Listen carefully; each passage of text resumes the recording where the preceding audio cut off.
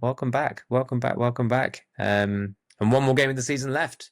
Uh, Yeah, I mean, I've not even. I forgot that game was even happening. To be honest, it's not. First of all, I just want to quickly just criticize Sky for the fact that they're showing only two games on Sunday. is that it? Oh, Yeah, I didn't even see. Oh, one that's of them is crazy. Liverpool Crystal Palace because obviously they're going to show their trophy lift or Title whatever. or them lifting the toe. Yeah, Yeah, like trophy. not that anyone gives a shit about that anyway. So like that was done ages ago. And then there's who else is? Surely they must have one of the Champions League races You games know what? on. I don't even think they do, man. I'll be honest. I don't even think. I Serious? know. I would Because hope. they're all kicking off at the same time, aren't they? I Yeah, I would felt hope that. it was Yeah. Okay. the Nottingham Forest, but I don't know. Let me check. Yeah, that's the game that has the most. It is. Well, It is. Sorry, I take it yeah, back. it's It it's is. it's Forest Chelsea. And TNT Sports has Man United Villa, but Newcastle Everton is not on TV, and that's it. That's the only one. And Southampton Arsenal, biggest game of the season, Uh, isn't on TV. Isn't on TV either.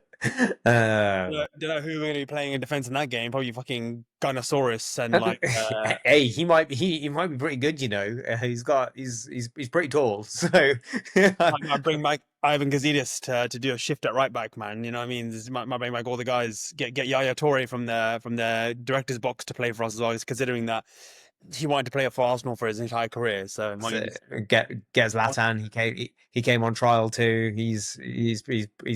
He's got a black belt in what was it, jiu-jitsu? I want to say like judo or something, judo or something. I think yeah. something like that. Yeah, He's basically a ninja.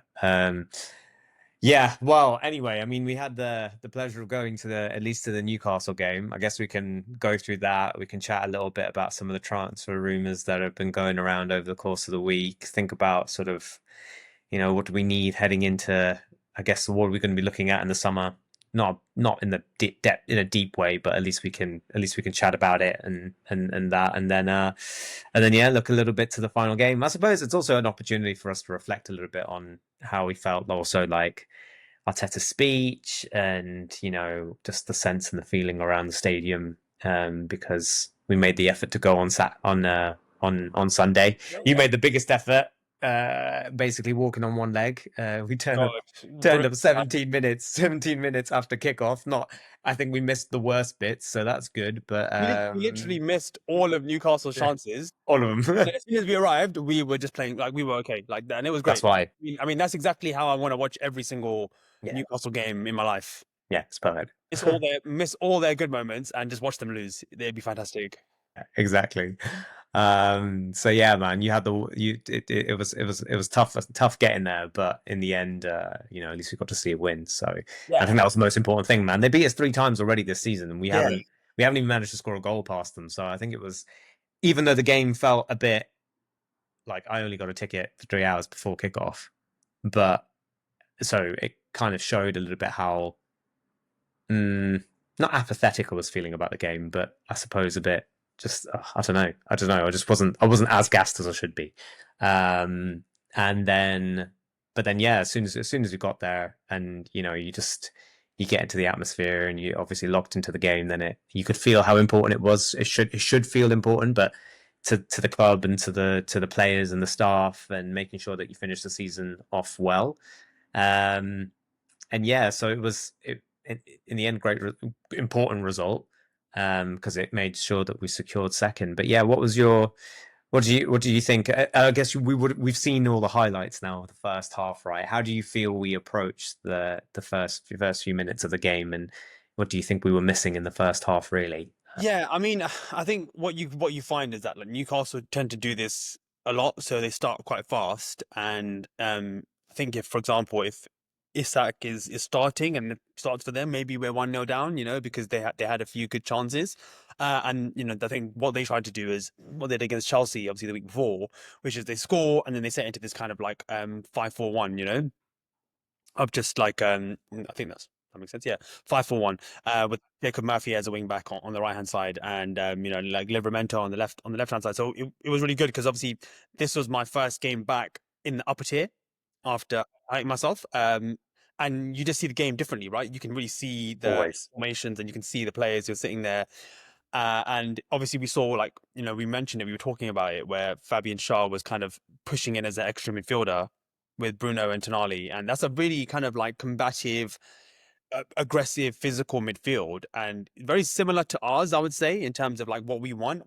Hilariously, because I think Declan Rice's physicality probably matches all three of their physicality. You know, that's how good Declan Rice is On its own. on Yeah, his own. exactly. Yes, I mean on his own, Yeah. because I don't think you get much of that from Odegaard as much as you get kind of like intensity maybe at times with press, and then Partey's a bit more of the kind of intricate one where he uses the space very well at times. That is, but yeah, I just thought that they obviously started quite fast. Raya was fantastic naturally, and showing his kind of accolade for probably player of the season in the fact that he just kept us in that game. Because I think if we go 1-0 down, I think we probably end up losing that game.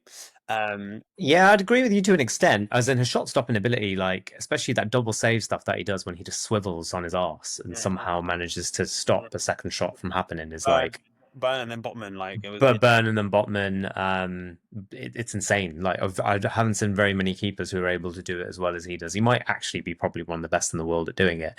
Um, but a couple of those chances happened because his passing out wasn't so good. And that's been a bit of a theme for the last few weeks, hasn't it? Really, and I can't decide whether it's him being a bit sloppy. I think it is a bit of that, but also there's been a lot of games where we've been man to man pressed, and Yeah, I think he hasn't really been able to find the out ball, or he's overcomplicated it by not just looking for the simple pass and doing it quicker. He holds on to it for a few seconds too long, and then he has to look for a hero pass. And if he messes that up, then you're already under pressure. So, as in, yeah, he made a rod for his own back, but he got himself out of it as well. yeah. I I would say mean, so. I Big mean, saves. unfortunately for him, I think in those scenarios usually where if where teams will try and press us really high up, sometimes if for example Kai Havertz is starting or if it's Marino for example playing up front, he can hit them. He can hit them like when Kai Havertz tends to drift to the right or Marino will drift to the left, and then he can hit those guys because he's like, well, they're pressing us here, I'm going to go over the top of the press, which is basically if you can't play through the press and you don't feel confident, then you should always go over it because then you can start playing from that point. Um, because we didn't have that, I think we started with what was Trossard, Martinelli, and Saka as our front three. It's a bit harder, right? So he tries to kind of take responsibility and play into the midfield to get us going. And unfortunately, when that happens, you're going to sometimes get caught, right?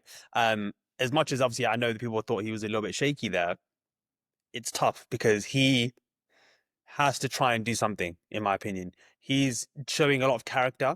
And I think that's what Arteta tends to like about him a lot because he won't stop playing. Whereas I think Ramsdale, for example, if you think about how he was after he had a few little kind of shaky moments, remember when he first came in, he was playing a lot, really, really kind of through the lines, really trying to play those passes. Then things got a bit more difficult, and then all he would really do is go long. Yeah, I remember games like against Leicester and stuff. Do you Yeah. remember when he Yeah. started playing those like crazy passes and you thought, Grass okay, cutters. Yeah, literal grass. yeah, like proper grass cutted passes, And yeah. yeah, I'm like this. I'm like, this is. I can see exactly what Arteta wants, and then he kind of stopped doing that. And then naturally, I think that's what made kind of Arteta and the coaching staff kind of go off him a little bit, Whereas Raya, I think, will persist, and I think we mentioned it. Do you remember when we were watching the Real Madrid highlights and we were going through the third goal that we scored? It only happens because Raya decides to be basically on like 10 yards away from the halfway line and True. play a pass into party with three players on him, and then but okay, we scored that goal because of that, and arguably we are very safe because of that goal because of his risk. But then on top of that, then you think about Crystal Palace, right, where he's off his line and then we would get beat by Mateta, or he plays the ball in here and we almost get beat, or Liverpool where he plays the ball into Marino who's knackered and then he gets sent off.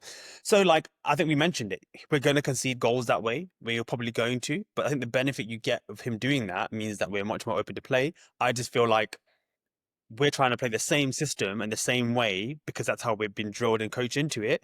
But some of our players are missing, some of our players are knackered, some of our players are injured, and it just means that it's just kind of not flowing very well. Whereas I think Raya is just trying to do the same thing he always does. So I think that's all it is. Yeah, as in like, yeah, I have to agree. I think I caveated my point saying that he landed himself in in the mess, but just as much the man to, and I think a lot of teams have been pressing us really hard. And if you haven't got the personnel and you're not fully fit to your point, yeah, you're going to struggle sometimes to be able to get your foot on the ball. And that was kind of a theme throughout the first half, right? So that arguably our best player, although he's been a bit hot and cold as he always is Trossard, who was the one who was at least trying to show for it, trying to be dynamic, trying to get us out of situations. And sometimes he can work really well in that false nine.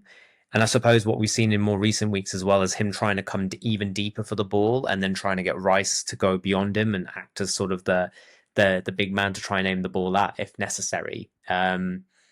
He was trying, but I guess we just didn't really have any. We didn't really have many chances even in the first half. Right, there was a few opportunities I think when we were sitting down and finally watching the game where Martinelli was trying to make those out to in runs again off Yeah. the shoulder, and then he was on Botman and Byrne were just too big and too physical for him to get around, and I think that was kind of sort of summed up the first half. Really, there wasn't There much wasn't much much, more wasn't happening. much to talk Yeah, about. Few chances, but not really anything. And then I think you came and joined me for the second half. You managed to come sit next to me, and then kind of were able to kind of really watch it from a perspective of discussing it at the same time, which was quite good. And then I think, what did you think about kind of the second half? You know, how we approached it. Did you think it was kind of more of the same, and we managed to just get the goal, or did you think we actually kind of started playing a bit better? it seemed slightly fortuitous in a way, I think, because Saliba had gone off with a hamstring injury, and we only obviously found that out later. Um, but it seemed to have worked in our favour because Calafiore finally gets an opportunity to play in his favourite position at left centre half, and he, you know what? Again, I've been a bit hot and cold on him this season, although there's not enough of a sample size to really judge him. That's just me being just a fan and wanting Yeah. everybody to be amazing straight away. Yeah, I think it's taken him a bit of time, but he has that level of unpredictability, and you just don't know what he's going to do and where he's going to pop up. And I think one of the things you and I commented on straight away, as soon as that second half started, was how he and Kivior naturally as well, who I think is also quite good at playing a high line, um, just penned Newcastle in the second in the first 15, 20 minutes of the second half. It was a completely different team, and that meant that you had Newcastle defenders having to turn Yeah. and run, and that's They don't like that, what. right?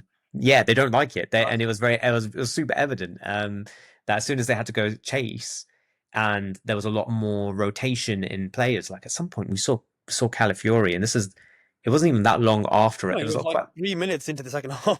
3 minutes into the second half, but also the set piece that had got him up the pitch initially had had already finished like at least Yeah, a and he minute was or just so still ago, there. Like and he he's was just still playing left wing yeah. and asking for the ball and trying to make something happen. And how do you defend against that, right? Obviously, it's a high risk, but if you pull it off, it obviously is going to pay back. So yeah, it was a night and day, I think, in the second half, and you could see that Arteta obviously got into the players, gave them a bit more motivation, but on top of it, I think Calafiore actually made a massive difference by coming on. But yeah, what were you thinking? Was there anything else that you saw tactically that you felt made a bit of a No, no, difference? Or I think that's probably the main thing that we both noticed was that Calafiori kind of he's a momentum driver. Like he's very much similar to like Declan Rice. Momentum drivers like that. What they do is he's the kind of guy. So Calafiori, and I've noticed this about him, which is really really good, is that he knows what he wants to do with the ball before he gets the ball. Mm. Every time he gets the ball, he knows what he wants to do. He already knows I'm going to pass this, or I'm going to pass this and move, or I'm going to cross this, or I'm going to. I'm gonna drive into midfield with it. Yes. So Yeah. when you've got players who are a little bit tired on the other side of the team, or who are used to kind of Arsenal taking a touch, taking another touch, moving it, shifting it, and you're balanced. When someone else comes and says, "No, I'm passing it straight away," and I'm moving it straight away, it throws them off a bit because then he's just buzzing around like a bee, right? Like you can't get around him because 1 minute he's there, 1 minute he's there, 1 minute he's there, and we both probably played it. Some of us are like both of us are players like that. We also played against people like that in game states where you're like, damn, I can't grab this guy. Hmm. Every time I tried to like go on him, he's just gone there and he's gone there and he's gone there. And when they keep getting more and more touches of the ball, every other touch becomes even more effective. And they start then pick locks and then find areas in your defense that you don't want them to find. That's what he is. He's a space finder in spaces that you don't want him to be as a defensive team, right? So I thought it was great. Like he really drove us forward, and obviously, interestingly, the goal ends up coming from the right hand side. But I feel like that only happens because the fact that, like you said, we penned them in to that Hmm. area, and I thought generally that was probably the biggest change I saw. Whether or not it directly related to the goal, it might not have, but indirectly, it put Newcastle on the back foot. Yeah, definitely. And I think that's partly also what we've been missing for most of the season, right? We've always been one side heavy, Hmm. and and then I think a lot of teams have figured this out from just from a perspective of predictability. I think you're sort of that horseshoe type of passing that we've lamented. That there's too much structure to our play at times that in of itself is quite predictable. And then so a lot of other commentators have spoken about the fact that Arsenal are missing some. We don't have that sort of fluid X Factor esque type of players. You know, Declan Rice is one of them. Bukayo Saka has been one of them, but he's been obviously injured this season and has struggled with it because we've overplayed him. Um, and then there's not that many others, right, who can just do something that you can't see happening. So like when Calafiore scored that goal against Man City, what left back in their right mind has the temerity He's to go doing and just, that. yeah, hit it bins like that, man. It's Yeah, like, and he's doing insane. it Like, he's doing it like he's not right-footed. He's left-footed, and he's curled it away from the keeper. Like yeah, nobody in the world expects him to shoot at that point.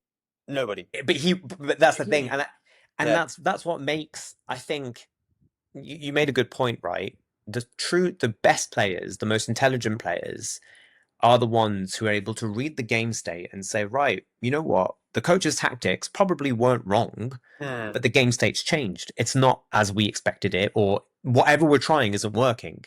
And the reality is the manager can only do so much, right? And I think that's where the players need to take a bit of responsibility. And people like Declan Rice, who in quite a few instances in the second half of the season has just been right, you know what? I'm going to take the ball, I'm going to drive into the midfield, and then let them figure out what they're going to do.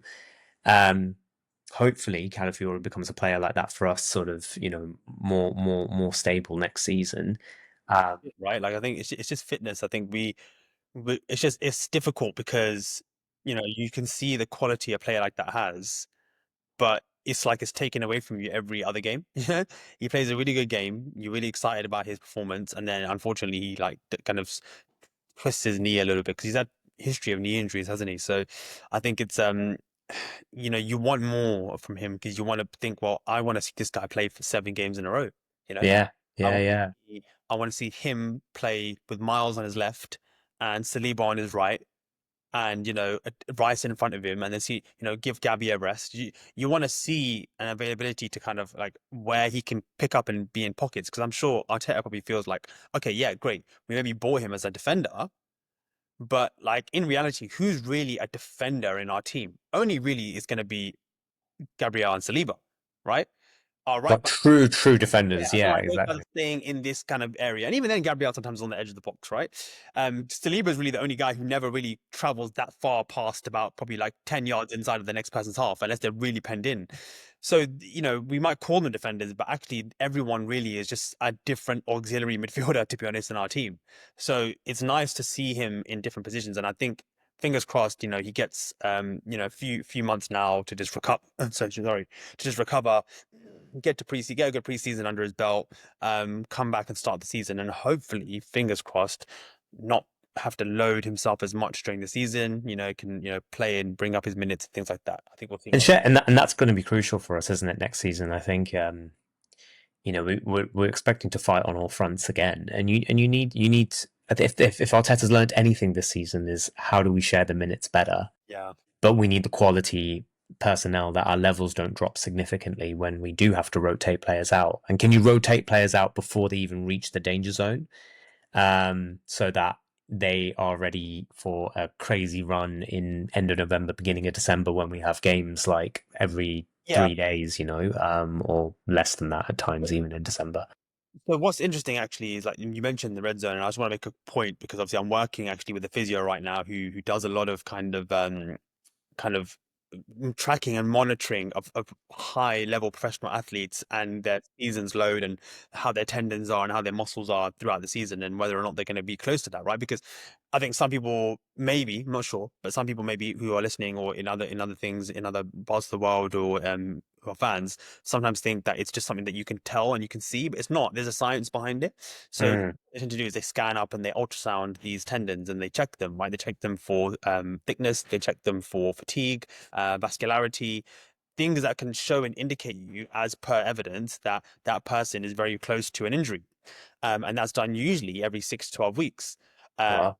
So that, people come in and they do that with very special machines. And on then the recommendation of the person who's doing it, they might say to the medical staff, okay, listen, well, this player is looking like he's in the orange to red zone. You might want to rest him, give him some time off, and then start to rehab him and reload his tendons and his muscles so then he comes back stronger. Whether the medical staff or the managers will listen to that, to That's a the, different. It's a different it's a story, different right? story, right? Because Yeah, yeah. unfortunately, and I'm not saying this is what Arteta is like, I'm just saying some managers, and some managers may not be like this, they're more concerned about the short term because they need to win, right? They need to win. They need their players. Needs must. Yeah, Yeah, you just. as Yeah, yeah. opposed to the long term welfare of the player. It's more, okay, well, I need this guy player right now. So fucking inject him with some shit so he's not feeling pain and let's just play. So I think it's important I think what maybe we need to understand is maybe start listening to the medical staff more and start putting a lot more kind of precedent on what they're saying, even if it means, and someone made a good point. I can't remember who it was. I think it might have been on the Arsenal Vision podcast. There's a reason why maybe Man City in the title winning seasons were dropping points maybe in August, September. October, Yeah. because they don't load their players like that then, and they hope that their other squad members can get them the points and keep them there. Close enough. That's That's it. it. You don't need to be But then, far. Which, if you yeah, looked at it for us for this season, it felt like we were on a kind of similar trajectory where the performances unfortunately weren't as consistent. Although, if you think about it, again, there was other factors that came into play as to why. But yeah, yeah. like The Brian losing and stuff. red Yeah, cards and stuff like this, where we should have it's definitely sad, picked up really, isn't it? points. Yeah, it is. It is. It's gutting, really, Because we because didn't get to like really kind of put that theory to the test, the one you yeah, mentioned.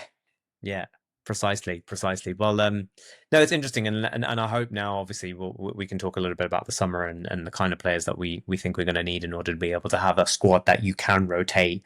That's not so big that you don't know how to give any of these players minutes, and then Yeah. they get pissed off and they don't get enough game time, and then you kind of it turns into a whole other thing. Yeah. It's a tight enough knit group, but the quality is so high, and that you're able to swap these players in and out, and it's not going to be a massive detriment to the quality of your football. But speaking of quality of football, then the big moment in the game is Odegaard's cutback to the best ball striker that we have in the club at the moment, which is Declan Rice. Talk to me about the finish and Yeah, I mean, what you thought about this technique. yeah, fantastic. I mean, we've seen him do it a few times this season, right? Against Man United, we watched him do the same sort of finish where he whips that across the keeper into the side netting. So it's a fantastic goal. Saka's won it back from Gordon, as he does, really, really working hard. Moves it quickly, maneuvers it quickly, plays it to Odegaard in that little right hand pod. Odegaard does a really good thing, which he hasn't done a lot this season, which is he moves it quickly. Yes, yeah, Thing. yeah. He moves it quickly before players can get around him too quickly, or before the gaps close up, or before Bruno Guimaraes can get They to. have a chance to set, right? And I think that's what they were trying to frustrate us anyway. That's their whole game plan, is just to be set. Well, this is So the thing. yeah, If you like, I hope the one thing that Arsenal learned in this season, after losing to the Newcastle 3 times and scoring one goal with 9 xG, right? It's not like we scored one goal with fucking 1.5 xG. We should have scored multiple goals against them. So it's not like they need to learn loads, but it's just like, when you're creating the chances, that every chance you've created for the most part was when you disrupted that kind of shape, and you've got them in places they don't want to be, right? So you've got the centre back coming over to help the right back, and then Gordon there, and they're all kind of twisted out of position. You, the longer you take, the more then they get to drill into their 5-4-1 shape, and then it's harder. So the ball comes to Rice, and I think he doesn't even think anymore. He just fucking smashes it in because he's a legend, and Nick's legend. he's a Yeah, and he knows he is. And you know what I love about him? You know what I love about Declan Rice now, yeah? Is I'm sure he's always known that he's fantastic, right? But now he knows that everyone else knows he's fantastic, and he's not shy about saying it. He knows he's underrated. He knows he's underrated because he knows how good he is. And I love that about him. And I love that he's taking more responsibility to say, you know what? I'm shooting, man. Like, I'm not taking an extra touch. I trust myself, and it's only going to get better. So what? Last season, I think he got 10 goals and 8 assists, I think it was. even less than that, maybe. But this season he's got 10 goals and 9 assists. Yeah, And for like, to have, I think, something like 25 goals or something like that and X amount of assists, as someone who sometimes for the majority of last season played as a number 6, and this year has been learning a new position, and we've not been good. I mean, he's just phenomenal, isn't he? He's just generally, we, like, David Moyes is right. Like, we paid about £50 million less than we should have for him, because he's just fantastic, isn't he? But yeah. So in the league this season, he's got 4 goals, 7 assists. amazing. In the Champions League, it's another 4 goals, and then 2 assists. So you're up to 8 goals and 9 assists. Then another goal in the Carabao Cup puts him to 9 goals, 9 assists, and another assist there. That's 10 assists. So it's 9 goals, and he's got another 2 assists in the. Oh no, that's the Emirates Cup, lol. So we won't count that. Or is that supposed to be the FA Cup? That might be the FA Cup actually. In fact, oh yeah, he's got 2 assists. Does he have 2 assists there? Did we lose in Yeah, the third round or the yeah. fourth? We only played one match though, didn't we? And we were already knocked out. No, In wait, we lost in the fairness, third round. yeah, we lost in the third round. Yeah, that was the game that we watched. We literally went to the third round against United. Yeah, that was the third round. Yeah. I thought he had 10 goals this season. I don't know why I'm getting this wrong. This is me just doing a quick Google. Maybe I've Yeah, maybe I I've thought he maybe had, I'm missing something here, but but yeah. yeah, I mean, whether he's got 9 or 10 goals, I think it's But he also is in double figures for assists. It yeah, shows that he's now unlocking aspects to his game that I don't think a lot of people would have thought he had, and I suppose that's what's most encouraging. I think you're going to start building.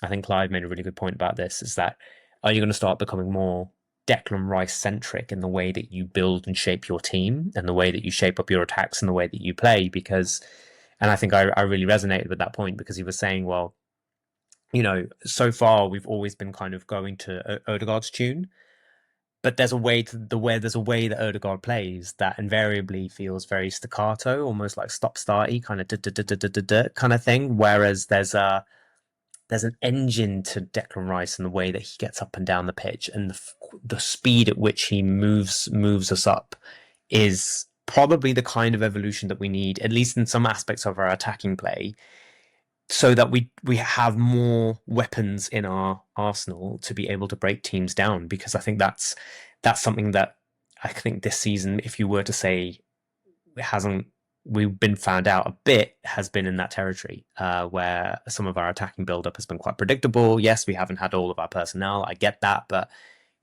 we need to have some level of unpredictability, and he has that sort of blockbuster capability, yeah. doesn't he? So I mean, I think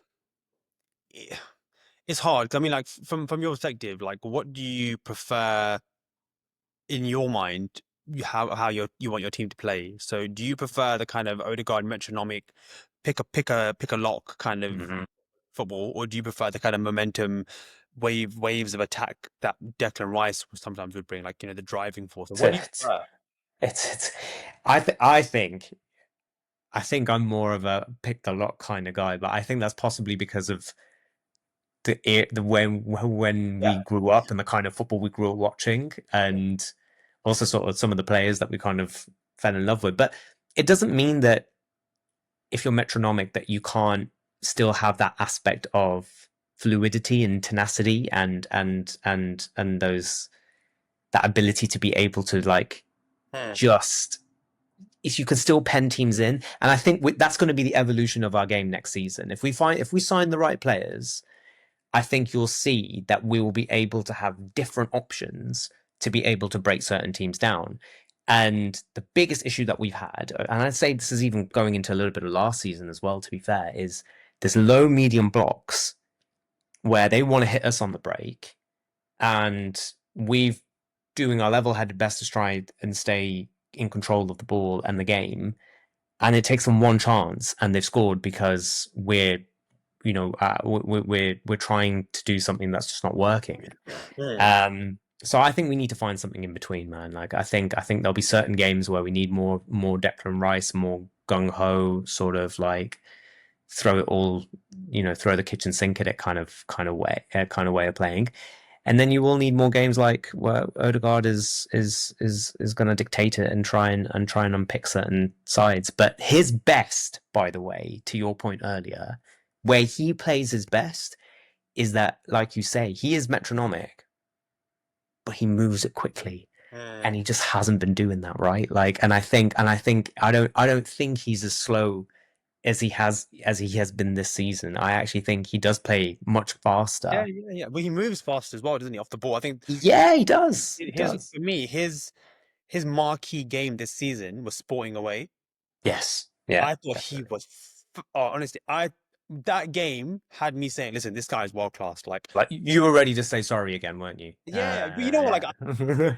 but that thing is, I've been down bad on him for like since he was signed because I don't like that sort of midfielder if they're not extremely, extremely technical and basically give you absolutely everything, because they're not giving you the duels. And the thing is, like, I don't like it when players like that pull out of duels, or don't have the intensity, don't shoot, don't do this.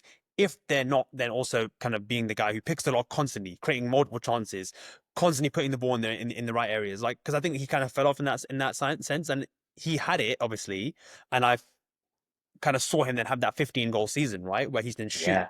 Cool. If this is the guy you're going to be, mate, I would apologize. Or I don't even apologize. I'm ready to hear it and see it, right? But then unfortunately, I feel like he's regressed this season. And whether or not that's because obviously there's been an injury he picked up in October when he was out, or whether or not that's just because, you know what, actually that was just very good form and this is actually what he's like, then hard to know. But then he came back, right? He came back from the injury, and the Chelsea We game. mentioned it. Yeah, we spoke about it, that And Chelsea he game. looked Yeah. good. He looked decent. You could tell we could tell we were creating more. But then that Sporting game, I was like, wow, this is Odegaard, right? Just like I mentioned with the Calafiore thing, you'd look around, you just you can't grab this guy You because don't know where he is. and Yeah, yeah. he's there. By the time you even Yeah. turn to go to press it, he's passed the ball already, and he's just taking the piss out of your whole team. And we just kept scoring, and he kept picking the knock. So when I saw that, I was like, wow, okay, this is what we're getting. But then unfortunately, obviously, then things got worse and worse. But the one thing I wanted to say, actually, just aside from Odegaard, 'cause I'm sure we could talk about it. But so, for example, a lot of managers have come out and said. So I think Inzaghi said this, Arne Slot said this, and I think Enrique said this as well. He said Arsenal can play in a lot of different ways. This year, Arsenal can play in a lot of different ways, and they rate us. Even Ancelotti said this. He said they rate us very highly for that reason, right? Because you don't know how they can play the pressing game. They can play the game. We can play the game when we sit back and break on them. We can play the momentum game. We can play the possession game. Do you think that's a detriment, though, long term, to the way a team wants to play? Because they have so many faces.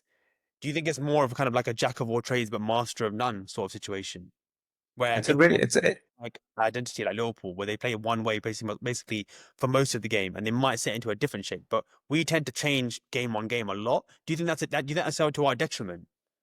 it's a really good question, actually, to be honest, because whilst I don't doubt any of these top class managers what they're seeing, I still feel like we play more of a certain way more often than we have those. Okay, I think in the big games we're able to adapt our tactics, and that's why we don't lose very many big games. In fact, because I think Arteta's got it. He knows how to play against the opposition.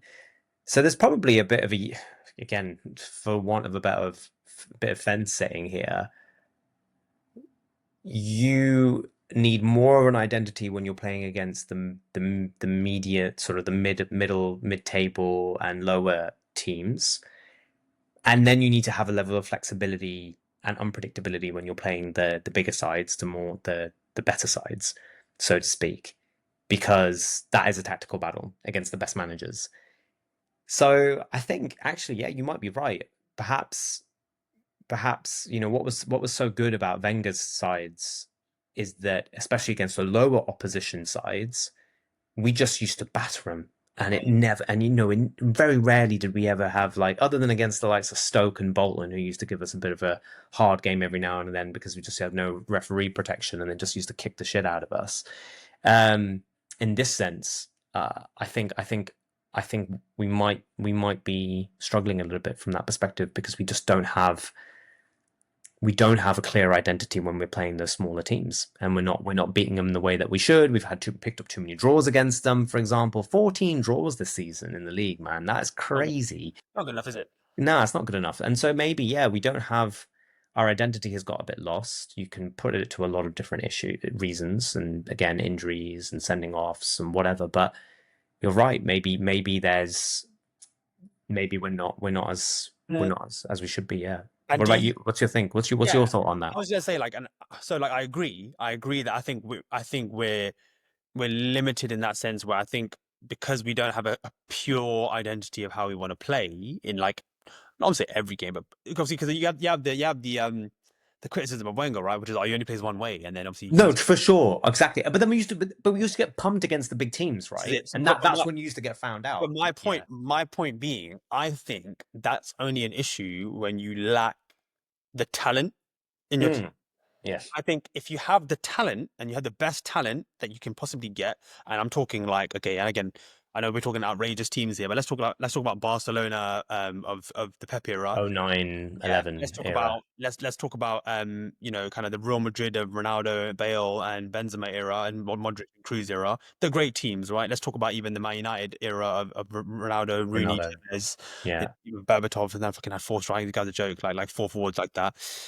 Or even the Chelsea team, or the Arsenal team, the Invincibles, right? I feel like when you have the talent and you're confident in your talent, you feel confident to play that way because you know 95% of the time you're going to get the win because you know your players are better than their players and you know your tactics are good enough that you're going to create those chances. I feel like when you don't have as much confidence in your talent, you feel like you need to then be very tactical and adjust certain things to get those extra margins. So for example, it's interesting because let's say, and Arteta has been very quite clear that he needs the board to do their job, and he Yeah. spoke Yeah. yeah, and he just spoke like in the interview when they asked him about Rodrigo. He just said, "Listen, the teams that win trophies, the major trophies, are the best in the market, and they're not afraid to do the big deals and etc. etc." So it's basically the last three interviews, he's called out the board and said, you know what? You've seen where we've got to this season. We know where we want to be. You lot need to help me. But then And it's really that's interesting, right? yeah, This is the yeah, point I'm trying to make is, let's say he goes and gets the players he wants, right? And I'm sure we could in the next second half of this pod we can talk about people we've been linked with and etc. etc. If he gets those players, do you think that then we're going to see him say, well, actually, I want to play this way, and this is the way I want you to play all the time, and this is how we're going to play pretty much 90% of the 99% of the time, and only that 1% of the time when I really need to adjust it, like if we go away to like a big European ground, like let's say we go away to fucking the Parc de Paris again, right? And then we have to really change our tactics, then we maybe change it. So do you think that if he gets the right talent, he'll say, actually, and we'll see a lot more of like oh, this is how we play? Because I'll be honest with you, I still don't really see like a very obvious way that we play. yeah, I yeah. see, I see obvious patterns in how we play. Like the ball goes out to here and goes out to there, and people might say, "Well, that is how we play," but no, but like that's not though. Positional play isn't really what I'm talking about. Yeah, see, no, no, it's for want of a better thing, right? Like, if you're to give an example to anybody who's trying to listen, maybe to the younger audiences, like our nephews, for example, who only speak in FIFA, Yeah, what setting are you putting your team on, yeah. right? Like, what is the way that they play? What's your build-up style? How fluid are you? And I think a lot of people have tried to speak about this idea that there's games within games, right? So you have different phases where you will play slightly differently depending on the game state in that moment. But I think potentially, and this is probably what we've also been, I think this is kind of connected, is that the thing that we've struggled with a lot this season is predictability. We've been super predictable when it comes to them trying to for chance creation. So, and that might be because you don't leave enough space for your best players to do what it is that they need to do, Mhm. right? And I think actually you've kind of touched upon a really interesting point here. So would he, going to your question, would he become a lot more wedded to a more dynamic, fluid style, let's say, and similar to the way that Luis Enrique has always been, Always, for always been. example, Yeah, always been. always been, always He plays been. the same way every single time I watch him manage a football game. Yes, does That's not it. change. It doesn't change. Doesn't change it. Even if it's not working, like this season, start of the season of PSG, he's like, don't worry about it. It's fine. It's going to work. And It it will is work. working. Like, He's in the Champions League final. we'll Yeah, see if it works obviously next Saturday. But even if they do end up losing, you can still say it worked because you got there, yeah. you know, And I don't know. Maybe we're not advanced, like sort of tactico, like strong enough tacticos yet, and maybe we just need to, do more of these pods and watch more games more intently. Um, and maybe he did stuff in the game against us that we maybe didn't even notice. But I don't think so. I feel like I've watched enough football to think that he played exactly the same way that's the against same way. Liverpool. He played the same way against Villa. He played the same way against us. You And need he luck. just, You need luck as well, right? Like of course you they do. got lucky against Liverpool, they got lucky against Aston Villa, and they got lucky against us. And Yeah, that's what you but need. you've also said it before. You make your own luck, right? Yeah, Like it's at true. the end of the day, like the way his teams they're relentless. The way and they played like that every single time. Vitinha, Dudar Neves in midfield, and okay, yes, we were unlucky because we missed Party, and if we had Rice playing at 8 in the first leg, it might have been a bit different or something like this. But at the end of the day, yeah, I think if he has his players and if they can stay fit, there's lots of ifs here. I think you hopefully will see like a sort of 22-23 version of Arsenal where Yeah, we where just we gonna were say we that. were really wedded to a system, in Yeah, fact. yeah. I was just gonna say that. Like, actually, like, do you Yeah. think we move back to being how we were back then? Because I don't think it'll be the same because I think that whole Zinchenko and Jesus piece and they changed our world, right, and the way in which we thought football yeah, was played to an extent. I'm like when people say that, I get really like irritated when I hear that a lot from people because I think it's massively overstated, to be honest with you. But yeah, I get what you're saying. I think As in we didn't have players who could do that at the time, right? So yeah, I mean, but that's like saying you he buy was any fine. decent. Say you buy any decent players, like for example, if you buy like any, you didn't have to be them too. I just think that yeah, like if you bought a striker and a left back who can invert, it was gonna work. We had No, Tierney, and we just we and had those were Tierney, the two that right? we bought. They were the Tierney, two who that was were. like overlapping fullback, which is the complete opposite of what you wanted, Yeah, and exactly. Yeah. who was fucking Aubameyang, who you basically cast out. He was like, cool, like you're not playing. So he just got two players in positions that he needed them, and then he was like, it could have been anyone in my opinion. Like, No, for sure it could have. For sure it could have. But at the time, the players that we had and what we needed, and for us to be able to change the way that we played, yeah, that's what they facilitated and that's what they enabled. And then yeah, I feel like the previous window, the window that we got Havertz, the window that we got Rice, I think he expected to augment his midfield in the way that we played differently. I think we were his intention was that we would be a bit more transitional, a bit quicker, because I think he saw that our more kind of tiki taka, pick the lock type of football was going to be found out in the season following. And then what ends up transpiring is that Rice is not as good at 6 as he is at 8, so that changed. And then Havertz definitely was not as good as what he was at left 8 as he is as good as playing a number 9. And then also having a player like Havertz, he's a very different player to Jesus, massively. and so it fundamentally also changes the way in which you play. So I think you know what, that's really interesting. I think let's see You have how. to see, right? You have to see Yeah, what. you have to see Yeah, what kind of players he gets. So, he well, sees we it. finished up the game anyway. Yeah, I So mean, I think the game. There's not really much to say other there's than not much more after that. I think we defended really well. yeah, After we sort of really sat in. yeah. Listen, you're not going to be able to score past us. I think they, to be honest, they didn't really have anything to throw. I think Gordon looked like he was finished. He tried his I think they knew. Listen, this game's kind of got away from us. We've got a bigger game yes, next week, and if we win next week at Everton, I think we mentioned, then they're going to get Champions League and football. their tactic didn't work, right? The tactic in the previous 3 games was they score early, they sit in, and Yeah, then they made anyone. this, Yeah, and they made the hits on the break, and they didn't score early, so yeah, that was it. They ran out of ideas, that's it. and hopefully next season that will be something that we can use against them again. And yeah, they didn't have Isaac, they didn't have Joe Linton to kind of But like kick again, everybody. if we really go through like again every single game against them this season, other than the fucking home game where they scored like really straight away, right? When they scored straight away in the game, in the first game at the Emirates in the Carabao Cup, we had chances to score, we didn't do We it. did, yeah. Um, in the second game away at St. James's Park, Odegaard has that chance where Shaw gets in the way, but if he smashes that in, then we go ahead, and then they can't do that same thing. And obviously in this game as well, like they have a chance to go ahead. Like I think we're very similar to Newcastle. I think our teams are actually more similar than people think. I think we play very similarly, and we want to, and we know that in those games that whoever gets the first score is pretty much probably going to win this game. So, Mm. so yeah, I think it went on, and then obviously Simon Hooper tried his fucking hardest to try and give them a penalty for some bullshit, like Dan Burn just being an absolute massive prick, which he is. Like, obviously, listen, if he sees this, you're a hilarious guy, mate, and I'm sure everyone finds it funny, but you are also just a massive prick that I hate playing. That's huge shithouse, man. Like, Yeah, like yeah, you are literally physically huge shithouse, right? yeah, you've built like a shit brick house as well, And then you man. got mad that Havertz was basically. This is a funny thing about it, right?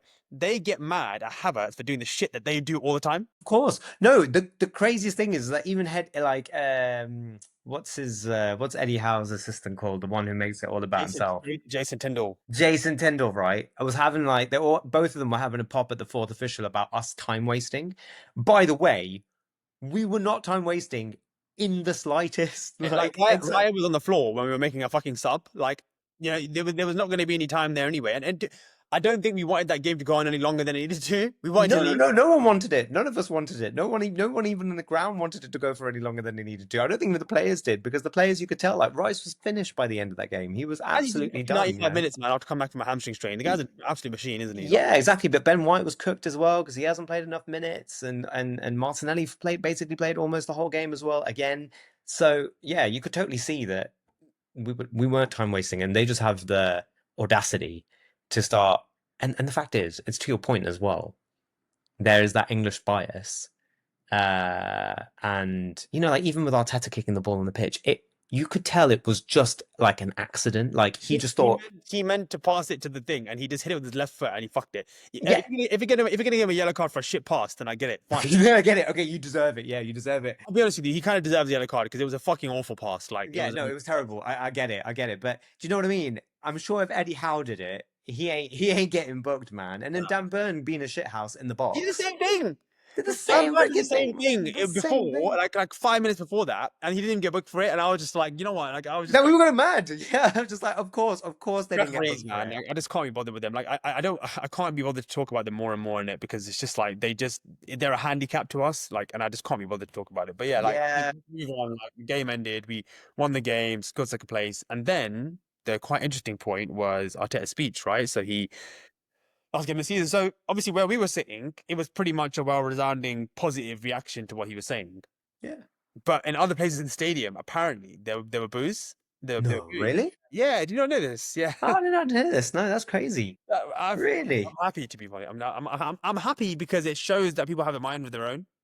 At least, yes. Okay, fine, Which sure. I But accept. And also I I'm disagree with them, but yes. yeah, I mean listen, I'm not gonna boo the guy. Like, you know, No. he's like, Don't listen, boo him. mate, I'll see you in October if we're not either top of the league or 1 point off, then I'll be booing your ass then. Like if you know, and I've made this very clear. Like if they fuck the summer up and we're like not basically there in October after the first 7, 8 games, you're gonna hear a lot of shit from a lot of people, and I'm gonna be one of them.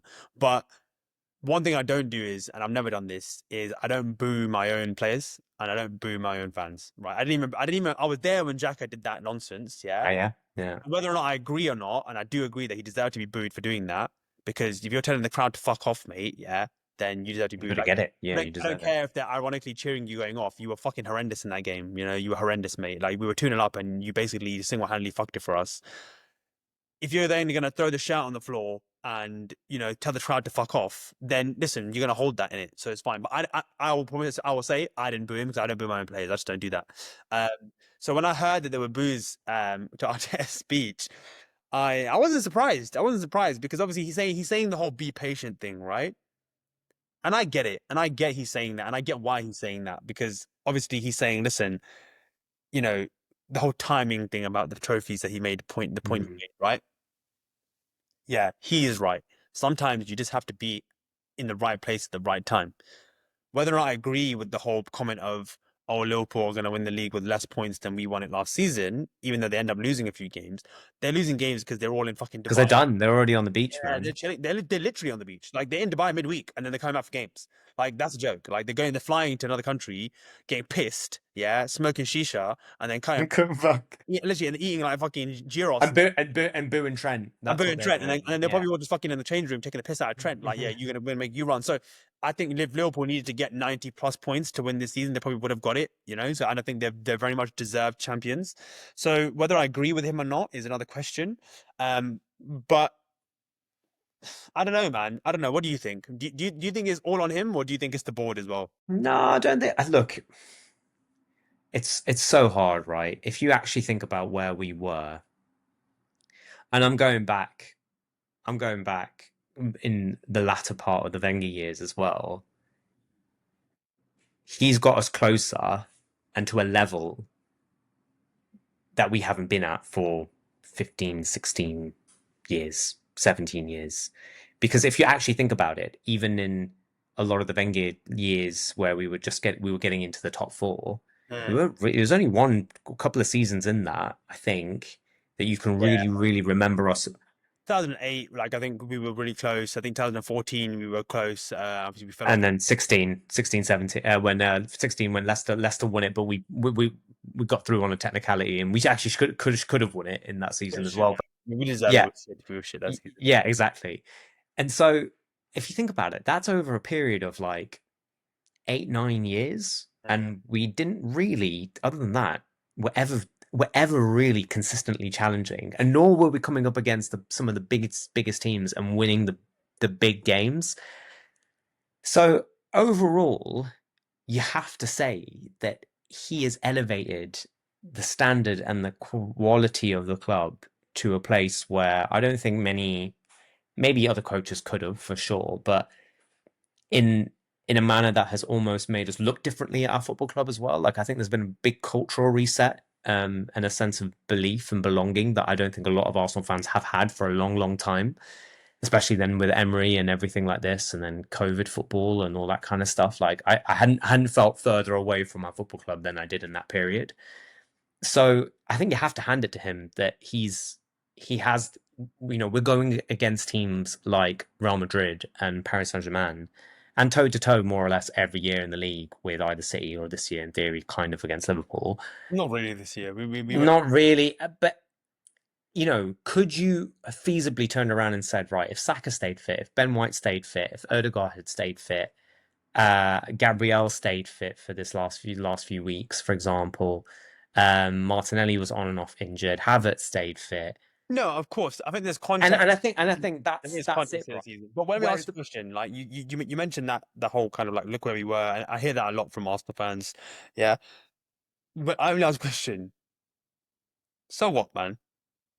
no, of course you want to be winning. I get it. No. Like you But so just what though? No, but honestly though, so what? Like, let me give you a scenario. Yeah. So you hire someone to work under you, right? yes, yes, yes, yes, yes, yes, And you yeah. hire them when some project is fucking crap. They bring the project up to a level which is very good. But at what point do you say, "Well, I'm sorry, man. I think this is the furthest you can take this because you're not getting it over the line"? Because there's a reason why there's seniority in positions, right? Like the point I'm trying to make is that like, okay, he's done a really good job, fantastic, right? But at what point do we sit there and say, well, you've done a really great job, but you can't get it done? And people will say, oh, well, he's not been backed and the recruitment and blah blah blah and blah blah and injuries. I think he has been backed. Yeah, I and the thing is, he's been he has been backed. He you has been can't backed. sit there and say that he. And this is what annoys me about him as well. It annoys me about him because I think he makes himself and our club look stupid sometimes, right? And he makes these comments about like, oh, Liverpool this and didn't have many points, blah blah blah. And then someone asks him about Tottenham, and then he says, "Oh, I don't want to compare to other teams." Well, you fucking did last week when you were saving your own ass, didn't you? When you were trying to make excuses for the reason why you didn't challenge. And listen, I'm not saying excuses are a fact. Yeah, they're not. Oh, it's not fair, blah blah. Just because something's an excuse doesn't make it not true, No, for sure. Yeah, yeah, right? yeah. It just depends on it depends on how much leniency you give Yeah, to the excuse, I that's it. guess. And he's That's saying all it like, is. okay, listen, 28 injuries, most in anyone in the season, understandable. Um, on top of that, the red cards that we've got. Okay, when you combine those two things to finish still second in the league, to finish in the semi-finals of the Carabao Cup, and then also in the semi-final. And let's be honest, if it wasn't for some fucking bullshit against Man United, yeah, absolutely garbage, dross, fucking Odegaard, Hall of Shame, bollocks. Yeah, Havertz, never want to see your fucking face again in my only my life moment, yeah. yeah, Probably go very far in the FA Cup too. yeah. It's a good chance. And I Yeah, honestly think we probably go and win it. We probably go and win the FA Cup, right? Um, very, very good considering what happened. But at what point do you say, well, listen, man, I can't just keep making excuses for you why you don't win? 3 times now we're about to finish second in the league, right? yeah.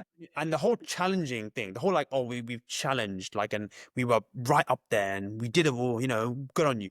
In my opinion, that only like actually matters if you won a few in the middle. So, for example, like with Wenger and Ferguson, the reason why you can call it a rivalry and a great team is because basically of 7 titles between like 1997 and 2004, United won 4, Arsenal won 3. Yes, and the difference was, and I think this is the danger zone that we're in, right? So I'm not massively I'm not disagreeing with you at all, actually. I think I'll come to, I guess, answer your question as to how long would I give him, Yeah, right? that's the question I'm asking. Like, That's the question. How long do you give him? How long at do you what give point him? do you say, oh, I don't know anymore, man? Nah, bro. Yeah, like you haven't got it. You just haven't got. You haven't got the Then you stones. might do, but somewhere else, or you might do in a different scenario. Yeah, But maybe, but you haven't got it for us right now in this moment. You yeah, so haven't got it. when Yeah, is that in going to be the theory. case for you? So the difference was. and I think this is the scary point at which he's at now. This summer window is probably the most important of his career, Yeah, basically, absolutely. because Wenger at least had won the double, right? And that team that he assembled, even though we had lost Anelka, Petit, Overmars, etc., to Barcelona and stuff like this.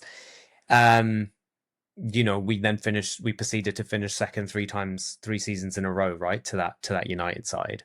And then we came back in 01 and 02 and won it again. But those players had a base.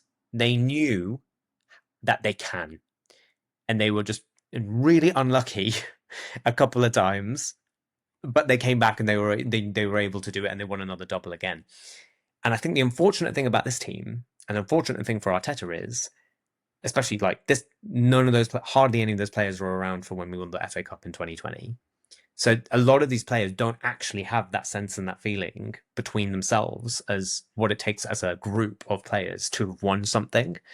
So this summer, I think it is next season, really. If you're a serious club, you know, to the extent of, I'm not going to compare us to Real Madrid, etc., but you've got this core group of players in the Right? yeah, they are in the well. We should Yeah, be you aiming for should. You, stuff you, like should- that. We should be you aiming compare, for you that. should compare yourself to Real Madrid, Inter Milan's, Barcelona's, Man City's, Liverpool, because that's what we're trying to be, right? Yeah, no, we're trying to be there, serial Absolutely. winners, Yeah. right? That every like okay, maybe not every year, but every other year, every 3 years, you go in there and you're basically winning a title to some extent.